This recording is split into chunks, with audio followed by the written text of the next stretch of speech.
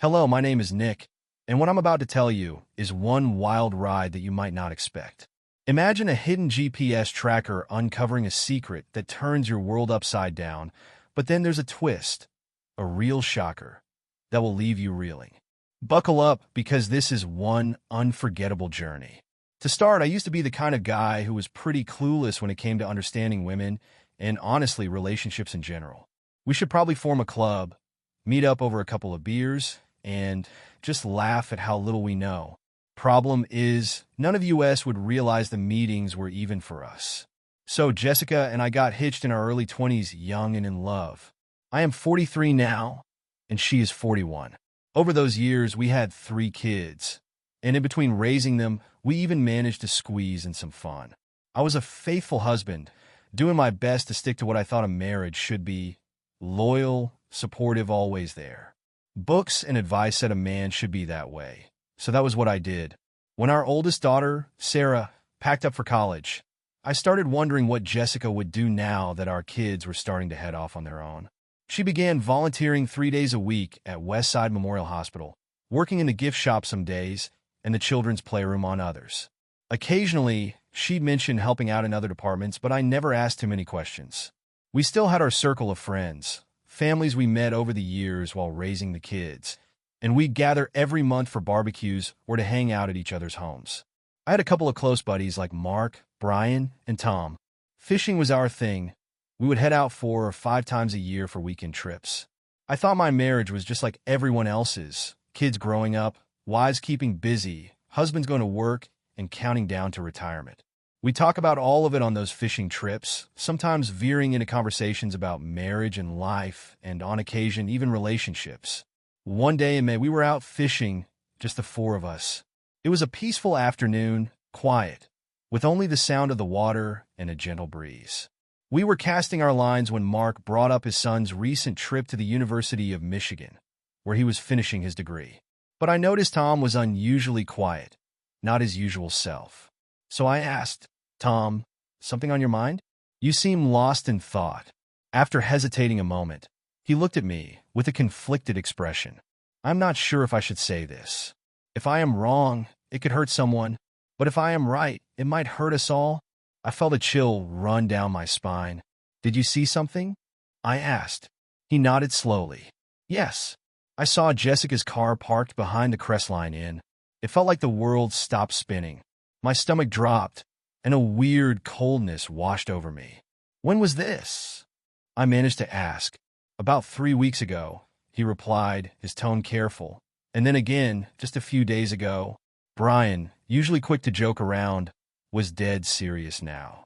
"Wait, are you saying Jessica might be cheating on Nick?" "I'm not saying anything for sure," Tom answered cautiously. "But I saw her car there twice in a month."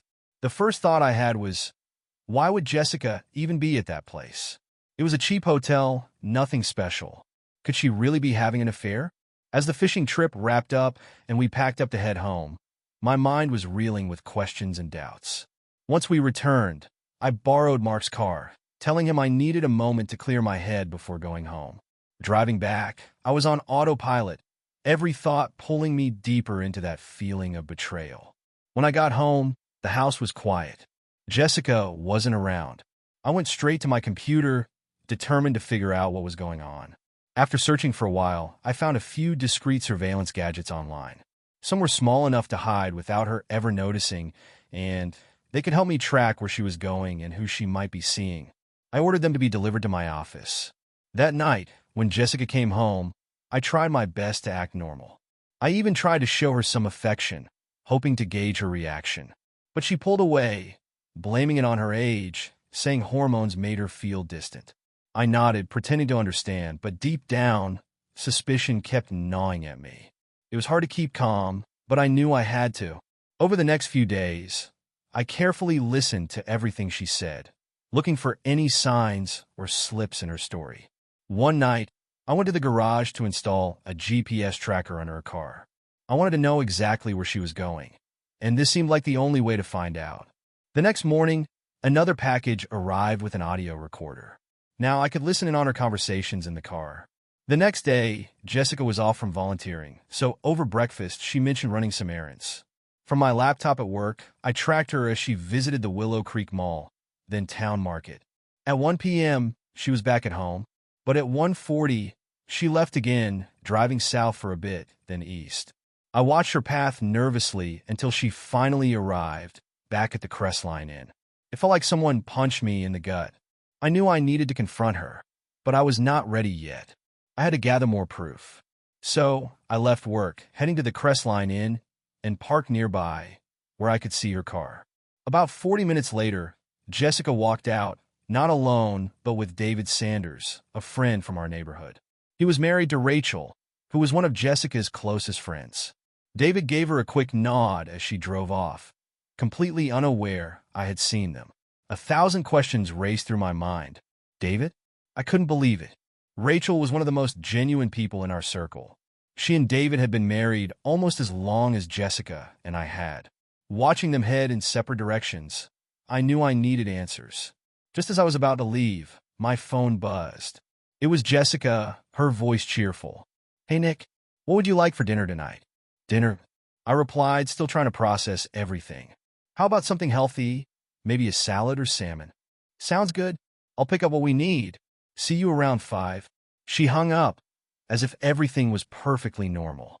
After she drove away, I went into the lobby of the hotel, hoping to find any additional proof. I spotted the receptionist, Anna, who was the daughter of one of my clients. Playing it cool, I asked her, "Hey, Anna, could you look up someone for me?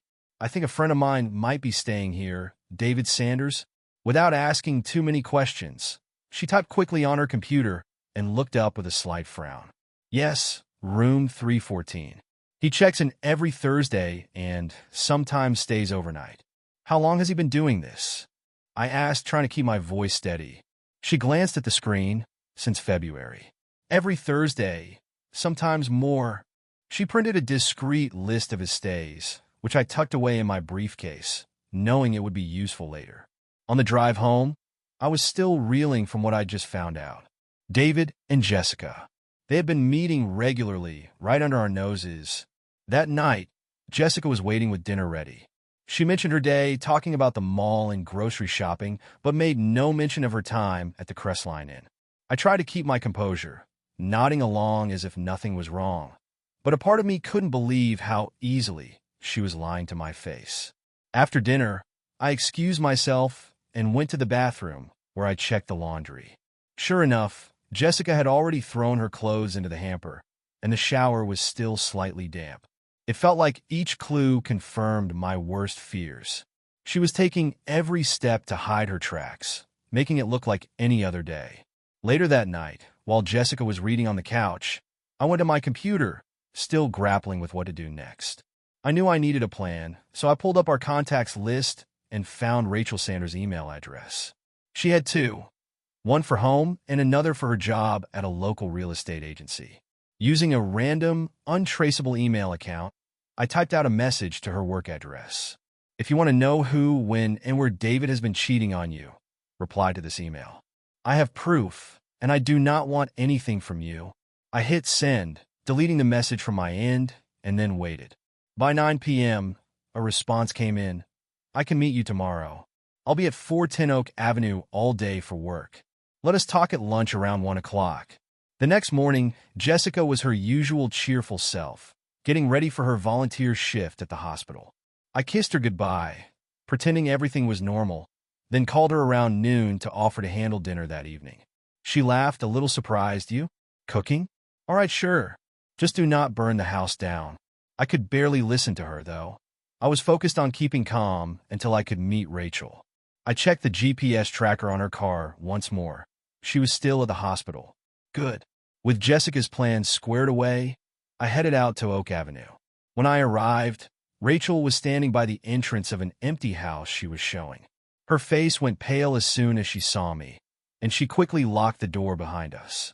Without a word, I handed her the envelope of evidence I had gathered from the hotel. She looked through the papers and burst into tears, a mixture of heartbreak and fury taking over her expression.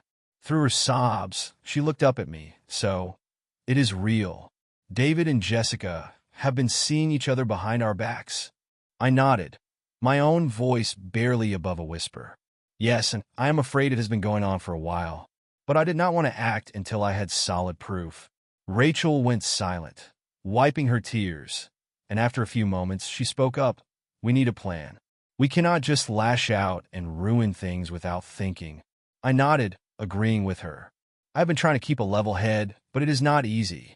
Whatever we do, we need to be smart about it. We spent the next hour discussing how we could confront them, what steps we might take legally, and what to expect. When I finally left, we had a rough plan in place. We knew it would take time to process all of this, but at least we knew what we had to do next. Over the next few days, Rachel and I kept our distance from each other and from our spouses, quietly gathering more evidence. By the time the weekend rolled around, I had already spoken with my lawyer, John Reynolds, a sharp, no-nonsense guy who handled all my business legal work. I wanted to see if he'd also take on my personal case, and luckily he agreed. Nick, he said after I explained everything, we can definitely pursue a case here, but I suggest you gather as much evidence as possible. Do you have anything concrete yet? I have GPS records, some audio from her car, and detailed records of their meetings at the hotel, I replied. That's a good start, but it might help to get more confirmation if we can. We'll need solid proof if we want this to go smoothly in court. He suggested hiring a private investigator, someone discreet who could gather further details. That afternoon, I reached out to an investigator recommended by John, who promised to start immediately. The following week, I called Jessica to say I'd be out of town on business. The excuse would give me some space to continue gathering evidence without her noticing. Coincidentally, Rachel had told David about a real estate conference in Las Vegas she was planning to attend and invited him to come along. David, of course, declined, using work as his excuse. On the morning of my business trip, I packed a suitcase and said goodbye to Jessica. She seemed genuinely cheerful, even giving me a hug as I walked out the door. It made me sick to my stomach, knowing what was really going on. After leaving, I picked up Rachel and hit the road toward Las Vegas, where we planned to coordinate with John and finalize our strategy. The drive was filled with a mix of anger and sadness as Rachel and I tried to make sense of everything that had happened. We shared stories, vented frustrations, and slowly began to let go of the hurt that had been weighing us down. By the time we reached the hotel, we both felt a strange sense of relief, like we were finally ready to move forward. Later that evening, we met John at a quiet restaurant to go over the plan. He assured us that he would handle everything on the legal side and that the investigator would have enough evidence by the time we returned. By the end of that night, Rachel and I had a clear path ahead of us. For the first time, we felt a sense of control, like we were no longer at the mercy of Jessica and David's lies. After our meeting with John, Rachel and I returned to our respective hotels. The plan was simple: lay low, gather more evidence, and finalize everything we'd need for court. But even with everything decided, sleep didn't come easy. I lay awake for hours, replaying all the little details over in my mind, questioning everything I had once trusted. The next morning, Rachel called, suggesting we meet up for breakfast. When I saw her, she looked tired but determined.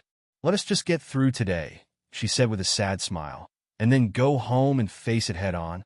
After breakfast, we spent the day as if we were just friends on a getaway. We explored the city, talking and laughing, trying to forget the weight of what waited for us back home. We went out to dinner that night, taking solace in each other's company, which felt strange but comforting. There was a quiet understanding between us, a shared pain, and, oddly, a sense of hope. As we wrapped up dinner, my phone buzzed with a message from John. "Investigator just confirmed. David was at your house with Jessica this evening. We have everything documented." Reading those words, my stomach clenched, but a part of me felt relieved. It was exactly what we needed to make our case undeniable. I showed the message to Rachel, and she gave a heavy sigh, her face reflecting a mixture of sadness and acceptance. We knew the final confrontation was approaching, and there was no turning back. The following morning, Rachel and I checked out, packed our bags, and began the drive home. The trip felt heavy, but we used the time to finalize how we'd approach the confrontation. When we reached the city, we went straight to our lawyer's office to review all the evidence he had gathered. With each photograph, video clip, and recorded conversation, the anger grew. but the resolve to move forward was even stronger. Once we were back in our neighborhood, Rachel and I parked near her house, where both Jessica's and David's cars were parked in the driveway. Taking a deep breath, we headed toward the house, ready to face them both and finally put an end to the lies. As we walked through the door, Jessica and David looked up, their expressions instantly shifting from surprise to guilt. Rachel and I stood there, our faces calm but firm. Jessica opened her mouth to speak, but I held up a hand. "No excuses," I said, my voice steady.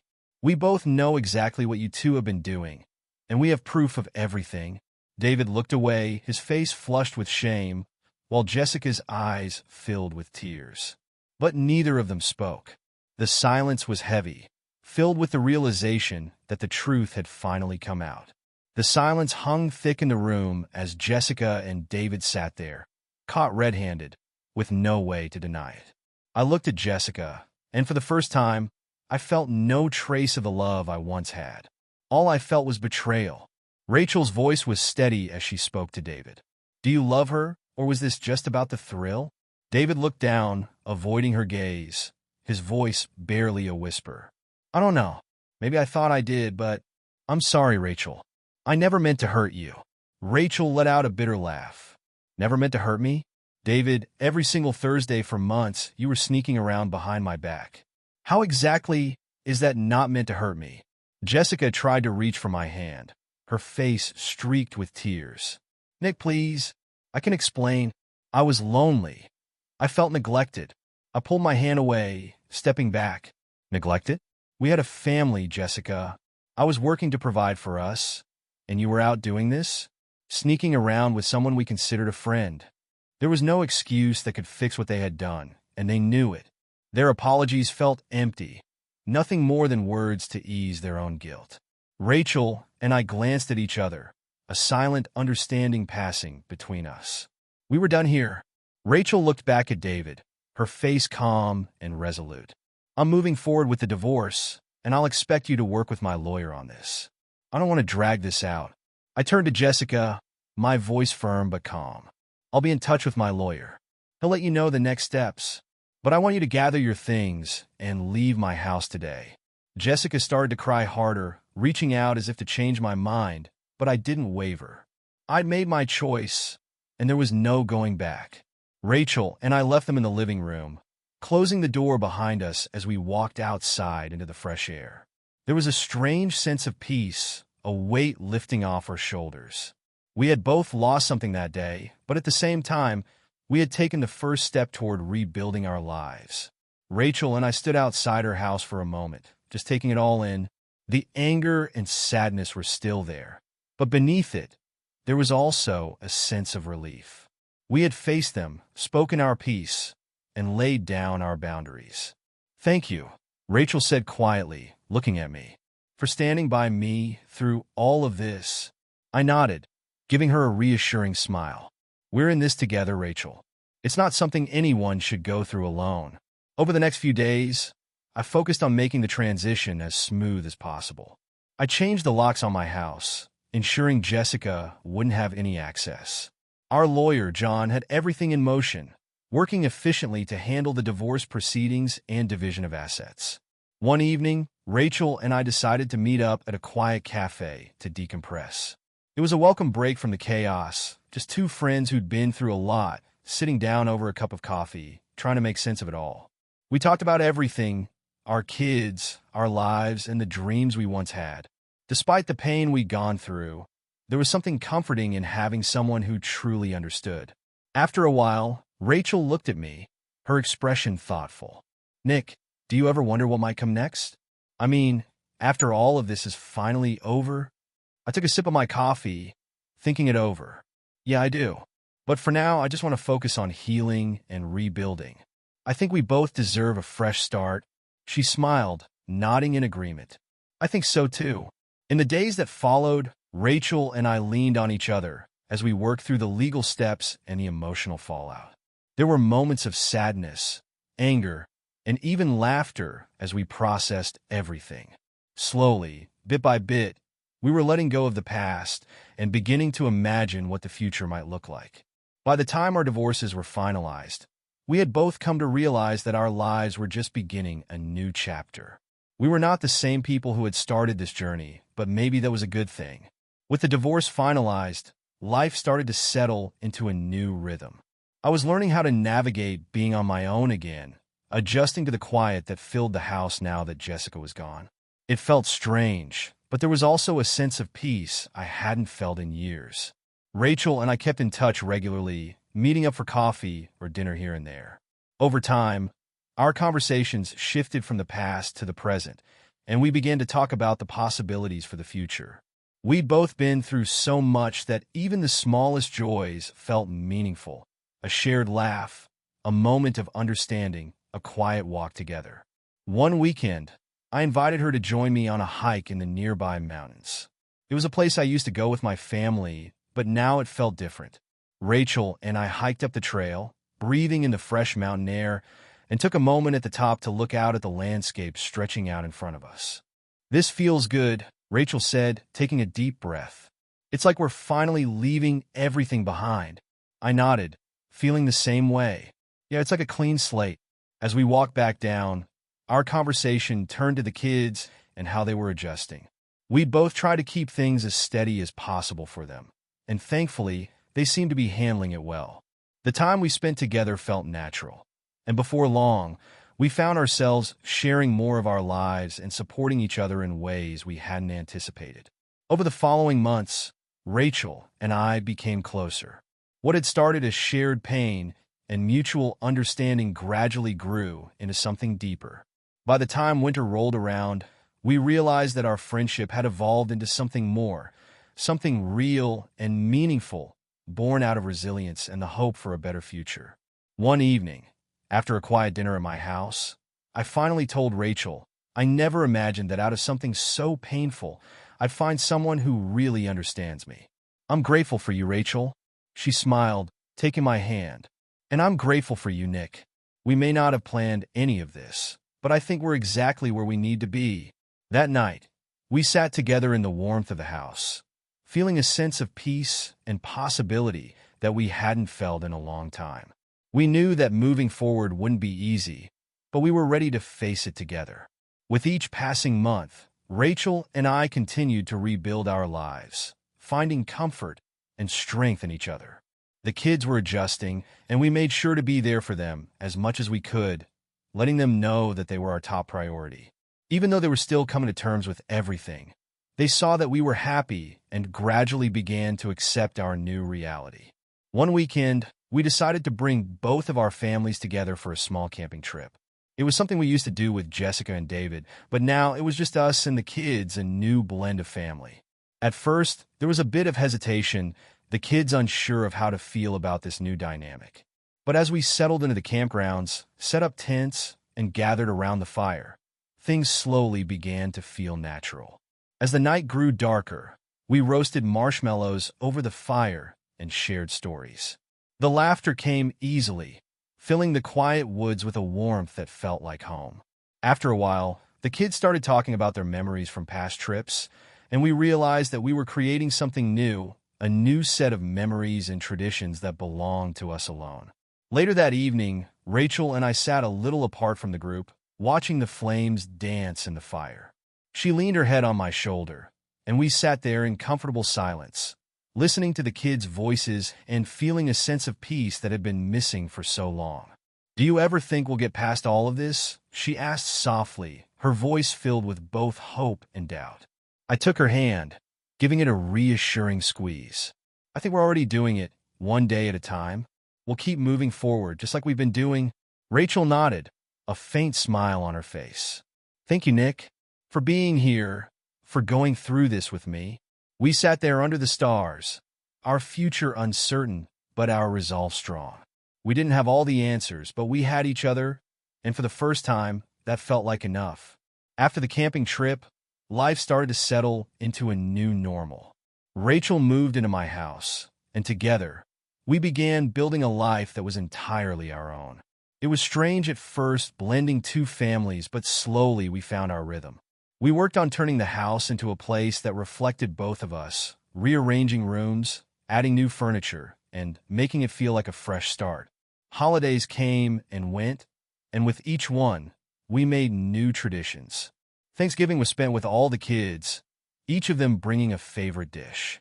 Christmas was more intimate, with Rachel and I decorating the tree together, the kids helping when they could. By the time New Year's Eve rolled around, it felt like we'd truly turned a corner. Our blended family was no longer just an idea. It was becoming a reality. One evening in January, after the kids had left for the evening, Rachel and I sat by the fireplace, a quiet warmth settling over us. She looked at me with a gentle smile and said, "You know, I never thought I'd feel this kind of peace again. After everything that happened, I didn't think it was possible." I took her hand, feeling the same way. Neither did I, but somehow we've managed to create something good out of all of it. As the weeks passed, our lives became more settled. The kids accepted the new family dynamic, and though there were still moments of tension, the love and understanding we shared helped us get through them. Rachel and I knew that rebuilding trust, especially for our children, would take time, but we were committed to the journey. Spring arrived, bringing a fresh sense of renewal.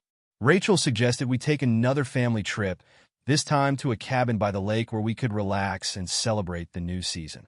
The kids loved the idea, and as we packed up for the weekend, there was a genuine excitement in the air, a feeling of hope and possibility. At the cabin, we spent our days hiking, fishing, and simply enjoying each other's company. One evening, as the sun set over the lake, Rachel and I watched the kids playing along the shore, their laughter echoing across the water. It was a moment I'd hold on to forever, a reminder that, despite everything, we'd managed to find happiness again. As the months rolled on, Rachel and I continued to grow closer, and our relationship became stronger than I ever imagined. We had both been through so much, yet the foundation we built was unshakable.